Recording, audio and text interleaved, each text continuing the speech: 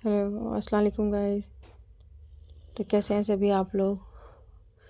तो आज था संडे और संडे के दिन मैं बनाने वाली थी काले चने ब्रेकफास्ट में और चाय।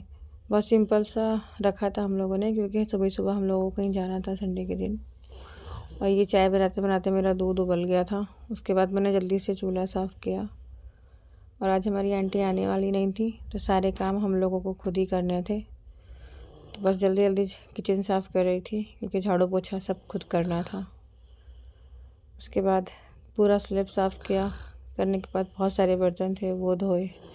और कभी कभी मैं सोचती हूँ कि संडे को मेरी छुट्टी होती है और आंटी भी छुट्टी करती हैं, जबकि संडे को थोड़ा सा आराम मुझे करना चाहिए, कि पूरी वीक बहुत भाग दौड़ हो जाती है और सुबह में कभी आराम से नाश्ता नहीं कर पाती हूँ। बट हाँ, थोड़ा सा कोशिश करती हूँ कि मैं संडे को आराम से नाश्ता करूँ। उसके बाद सारे बर्तन धुल गए थे, तो मैंने एक लिक्विड लिया था, तो वही मैं ट्राई करने वाली थी आज, कि देखती हूँ मैं उससे कैसे किचन साफ़ होता है।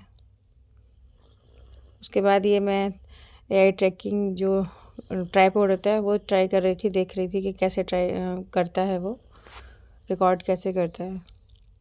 तो वो भाई साहब एक तरफ ही रुक के रह गए थे, रिकॉर्डिंग करनी बंद कर दी थी। उसके बाद मैंने एक चना और गुड़ का दोपहर में भुना हुआ चने का गुड़ का एक स्नैक बनाया था, जो विंटर में बहुत अच्छा रहता है। इससे मैंने वाइट वाले तिल भी डाले थे। तो इसको हम स्नैक्स के तौर पे खा सकते हैं, थोड़े से बना के रख सकते हैं, जिससे कि आपको आयरन की कमी नहीं होती है। उसके बाद जैन भाई ने बोला था कि मुझे फ्रेंच फ्राइज़ खाने हैं, तो मैं वही फ्रेंच फ्राइज़ बना रही थी। कटर से बहुत ट्राई किया, पर कटर से कटा नहीं, तो फिर वो हाथ से मैंने आलू काटे थे। उसके बाद मुझे ये फ्रेंच फ्राइज़ ना एयर फ्रायर में बनाने थे। तो एयर फ्रायर में बनाने का बहुत ही सिंपल सा तरीका है।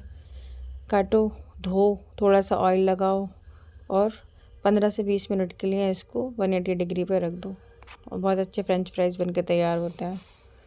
ना उबालना पड़ता है, ना ही डीप फ्राई करना पड़ता है, जिससे कि तेल भी कम खर्च होते हैं और तेल नुकसान भी देता है। तो ये भी फ़ायदा है कि बच्चों को हम लोग दे सकते हैं, कोई दिक्कत नहीं होती जल्दी जल्दी देने पे।